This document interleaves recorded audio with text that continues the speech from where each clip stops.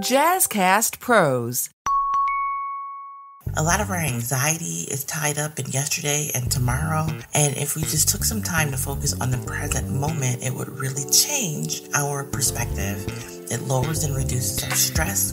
Mindfulness really is a great tool. Anxiety is one of the issues that I deal with, along with, just depression and borderline personality disorder, and those come with their own stressors as well. So I want to share with you something that I learned about how I see things, really, and what mindfulness is and is not for me.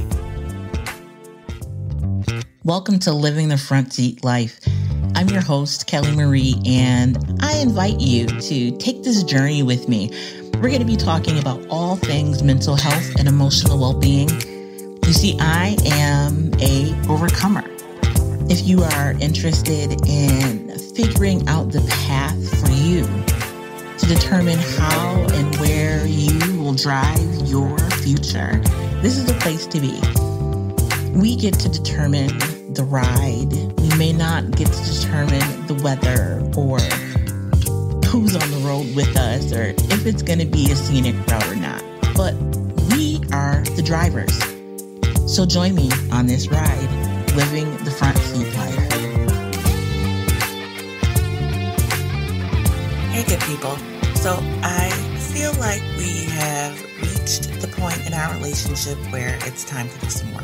I say that because I do a lot of talking, right? Of course, because it's a podcast, but I don't give you guys much work to do. I tell you my stories, right? But I'm not really leaving you with homework. So I thought today would be a great day to talk about mindfulness. And I will, of course, share a story because, what's a podcast without a story? But I want to be able to leave you with something you can use to help you get through the holiday season. Like, the holidays are not always the best for everyone. And even if you love the holiday season, there might be some stressful times, right? Are you shopping? You have family getting together. You're not sure, what tomorrow brings with COVID. And, you might need to just take some time to be. And so I wanted to share with you my practice of mindfulness and really talk about what it is and what it isn't, and then leave you with a couple of mindfulness exercises. So mindfulness really is all about being present, being aware, focusing on the here and now, not living in the past, not reliving the past, not worried about the future and planning for tomorrow. It's about living in the present. Now, it doesn't mean that you don't plan for tomorrow. What I'm talking about is living in tomorrow. And there's a difference between living in tomorrow and living right now, today. So, like I said, I've been practicing mindfulness for a few years now, and I honestly didn't know what mindfulness was, and I was practicing it. But it was a part of my therapy. And so my therapist has this tapestry in his office that it's gorgeous. It's like burgundy and has all of these like beige tones in it. And I've seen this tapestry every time I have gone in his office. Like, it's been there every time since the very first time that we met. But it wasn't until a couple years in that I realized that the tapestry was on the wall. Yes, a couple years in. I realized that the tapestry was on the wall, and I asked him if it was new, and, he said, no, it's always been there. Like, you guys, really? I didn't see, it's a huge tapestry. It's not like, it's like a wall covering. It's not like it's, like a little 8.5 by 11 framed piece of something. It's massive. And I never saw it. Like, it didn't even exist. How many of us are living and not seeing things right in front of our faces? Mindfulness. But it let me know that I wasn't really living in the present moment. I wasn't really living right here, right now, because I was always off somewhere else. And it wasn't the stress of being in a therapeutic setting. It was just life. They just did not exist because my brain and my mind was so preoccupied with stress, with anxiety, with yesterday, with tomorrow. I was not able to enjoy the present moment. it gets a little bit deeper, because that same tapestry that I saw for the first time a few years later, I am looking at the tapestry and I see all of this detail. Now, I thought originally that it was just like shapes and stuff, but nothing meaningful that you see in it. Listen, this tapestry is a whole scene. There are animals and flags and all of the detail that I never saw. So even though I finally saw the tapestry after a couple years, I didn't see the detail in this tapestry for another couple of years. That says a lot, really, about the state of my brain and my mind and life, for me in general. But I'm sharing this with you because we have the ability to pause and live in a place of right now, in the present moment, of being mindful of where we are and what we're doing in the here and now.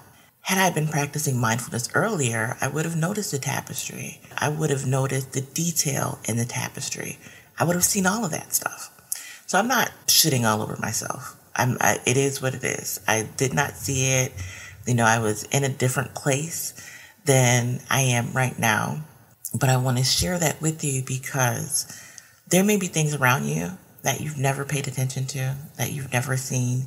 And I want to give you some tools to help you see more, to help you be more mindful about your present moments. So when we're practicing mindfulness, our thoughts are focused on what we're seeing and sensing in the present moment. Instead of going over yesterday, like rehearsing the past, have you done that? Oh, I should have done this way. I should have said that. I should have done that. I should have done this. I wish I did this, right? Going over and rehearsing and rehashing the past, or imagining what the future is going to look like. It's about paying attention to right now. And that's really the only moment that we're in. It's the only moment that we're living. We can't relive the past, and we haven't gotten to the future yet, so we can't live in the future. One of the most important reasons to practice mindfulness is being stuck in a mindlessness phase, right? Lost in our thoughts about yesterday, the shoulda, the couldas, and the wouldas, and about the tomorrows, right? Tomorrow's going to come, and it's going to come with its own set of issues and its own set of problems and its own joys, right? Its own celebrations. But let tomorrow come tomorrow. What about right now? So mindfulness is really about connecting to the present moment, focusing on what's going on right now. And again, it doesn't mean that you can't think about the past or the future, but you're doing so in a mindful way, right? It has its place. It's not consuming you, right? There's a higher level of awareness that comes with being mindful. So there's 3 skills that kind of encompass mindfulness. It's very basic skills, and people study and practice mindfulness for decades and are still working on some of these skills. Focusing your attention or concentration, being aware of the present moment, and a sense of non-judgment. That right there, you guys, is a life lesson right there. But I want to go over all 3, and then we'll do a brief exercise. So what is focused attention? It's concentration, right? It's paying attention on purpose. Not just being in a place, but really paying attention on purpose. So you're consciously choosing what you're paying attention to. So let's use the example of eating, right? Because we all have to eat. Usually when we eat, your mind is thinking about 100 different things, or maybe you're watching TV, you're talking with friends, you could be eating and, you're on your phone, you could be planning the rest of your day. If you've been thinking about starting a podcast and you want to include interviews with people across town, Riverside.fm offers unbelievable high-quality recordings regardless of your or your guest internet quality. And it also gives you separate audio and video tracks for each person speaking. And unlike Zoom, you don't have to install anything on your computer, and your guests don't either. Head over to Riverside.fm and use promo code JazzyCast to get 60 free minutes of recording and 15% off a membership plan. And by doing that, a very small portion of your awareness is actually on eating. It's mindless eating, right? So this is very, very, very, very different than eating mindfully, which is being focused on the food. So eating mindfully would be you really being aware, not just that you're eating, but you notice the texture of the food. You notice the flavors. You notice the heat, right? You notice the smells. And when you're practicing mindful eating, your mind is going to wander, but you just bring it back to focusing on eating.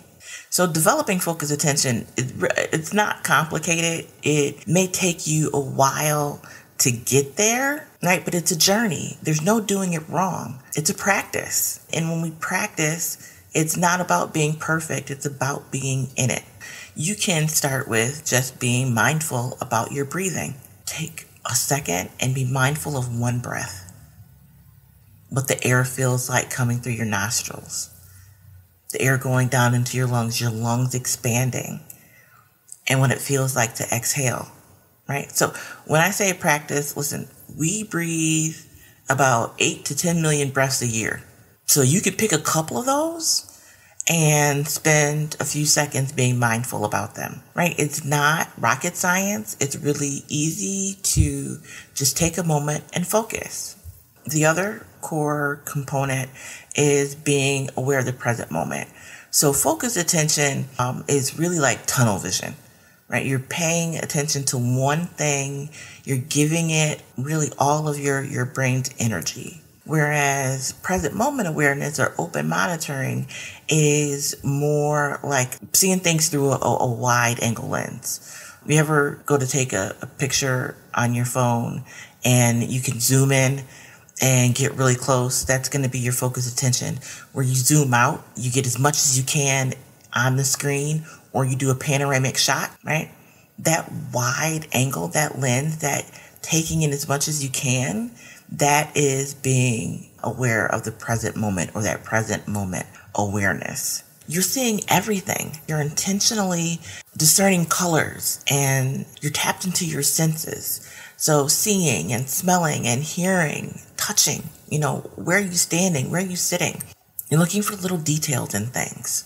You're focused on everything in your eyesight, everything around you, that wide angle lens. Now, the third component, when I say it's a practice, this one really is a practice. Non-judgment.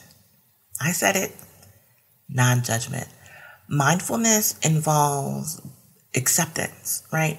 Meaning that we're observing our thoughts, our feelings, our actions, our interactions without judging them. So there is no right or wrong way to think or feel about a thing. Not in that given moment. We're not beating ourselves up, or if we catch ourselves thinking about something you didn't want to think about. It's about accepting what's happening right now. It's about feeling the feeling. It's about having the thoughts without judging them. Why aren't you judging them? Because you want to learn how to accept what is. When you're judging, you're not able to accept what's actually happening. You're more concerned with judgment. And with judgment comes a whole bunch of other emotions like guilt, regret, fear.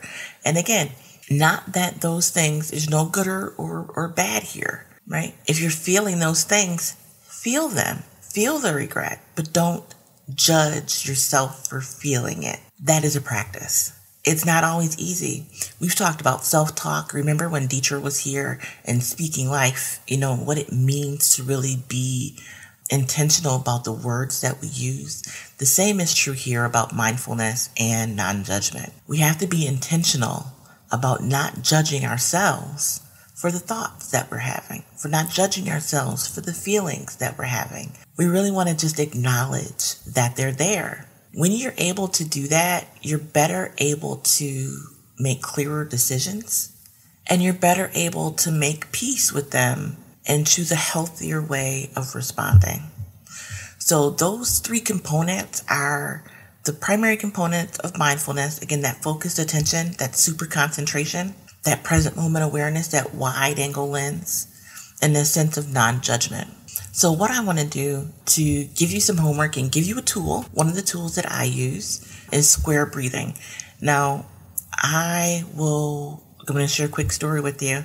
I had a doctor's appointment and it was an online appointment a few weeks ago. And I have a blood pressure cuff here. So I have to take my blood pressure, for the doctor's appointment. And they, of course, put it in my file. So I took my blood pressure and it was high for me. I have high blood pressure. So I take medication. I'm sharing that with you guys, full transparency. But with the medication, it should really be in a healthy range. But it was in the 140s. It was high for me. First of all, I have no idea why it was so high in that moment. Maybe it was the stress of the situation. But I took some time and did the square breathing technique for a few minutes. And my blood pressure went down to 123/70 something. When I tell you that this stuff works, it works. So imagine living in a place where you're focused on your breathing all the time, right? Where you're able to lower your blood pressure, lower your stress and your anxiety just by breathing, not doing anything else, just by breathing. We breathe 8 to 10 million times a year, 10 to 10 million breaths a year. Imagine taking 1 million or 2 of those just to focus on your breathing. So square breathing is really easy. I want you to imagine a square. You got 4 sides to the square, right? So your breath is going to have 4 sides or 4 sections. You're going to inhale for 4 seconds, hold it for 4 seconds, exhale for 4 seconds, and then hold it for 4 seconds. And then you repeat, right?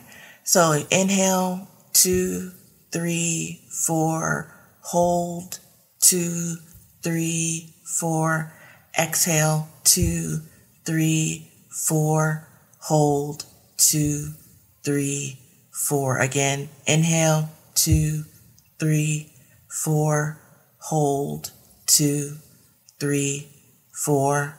Exhale, 2, 3, 4, hold, 2, 3, 4. And you continue on that cycle for about 5 minutes. Now, maybe you do it for 16 seconds.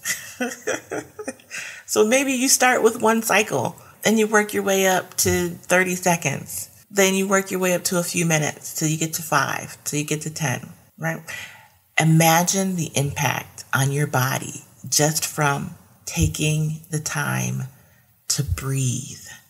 So I'd love to hear from you guys. I would like to know if you practice mindfulness, if you try this square breathing. Now listen, if it's difficult for you to hold your breath for those 4 seconds, do a square of 3. You don't have to do a square of 4. You could do a square of 3. But the purpose is to have that square, visualize that square while you're breathing each side of the square, the in-breath, holding, exhaling, holding, inhaling, holding, until you get to your desired time count. So let me know. Let me know in the comments. Shoot me an email. I want to know how you're doing with your mindfulness, how you practice mindfulness, and hey, any tips or suggestions you have for folks that are looking to begin a practice of mindfulness.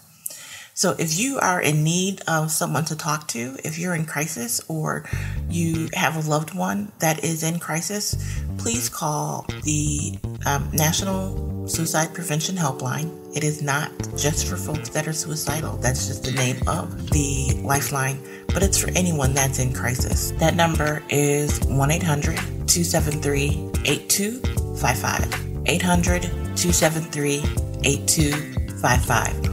Or you can text GO to 741-741 for a crisis counselor available by text. Until the next time, I encourage you to be the light and to try a little mindfulness and let me know